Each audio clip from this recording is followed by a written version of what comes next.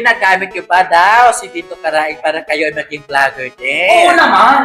Honest po, nung pumasok kami sa community ng Lindo, kay Lindo, they called us manga. Shorter daw po for manga. Manggagamit. Sa dami mong supporter, eh marami nagbibigay siya ng support sa pamamagitan ng pera. Noong una, so madami talaga. So, ang dami. Pero kayo na sabi kumikita na ako, hindi naman lahat ng pangangailangan ko ihihingi ko sa kanila. Ay ako kung na-take ko lang yung thought na nagbibigay is that si Dindo, may nagbibigay sa kanya, ginaganti naman niya sa community. For example, last month, we just had a charity program Ay, wow! para sa mga students. Kaya mo lang yung mga nambaba sa'yo, mas kilala mo ang sarili mo. Tapos, mahal na mahal ka namin. Lagi lang kami. Ang bagay na din na natulungan na, lalo na yung mama ko. Sobrang thank you. Paano niya natulungan yung mama mo? Ang mama ko, Paglilinis? hindi po. Kasi awa ko, pag nagpapacheck up, binibigyan din na. Hello!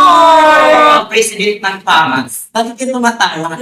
Yes, gusto rin palaman ng lahat. Minsan ba ng FAMAS, may nangyayari anomaly yan. Oh, the accused of anything, yung from garbage, yung bathroom, pero lahat yun, dumadaan lang po sa akin. Kasi ang pagkakaalam ko that time, kaya nagpunta si Miss Eva Darin doon, it's because, presenter siya. That's why bumili siya ng mga tickets para kasama yung family sa isang One of the table. reasons because yung connect niya is paying through GCash. Eva Darren wanted to, she's buying 2 tickets for her and for all. This is the GCash. Okay. Eva Darren will be coming with another more, 2 more apo. So we have 4 under GCash. Never kami, kasi if Eva Darren as presenter, she's free. But she will be given 2 free dinner tickets. Yes, but naguluhan ako. Pero ano naman ang gagawin niya Eva Darin doon kung hindi naman siya presenter?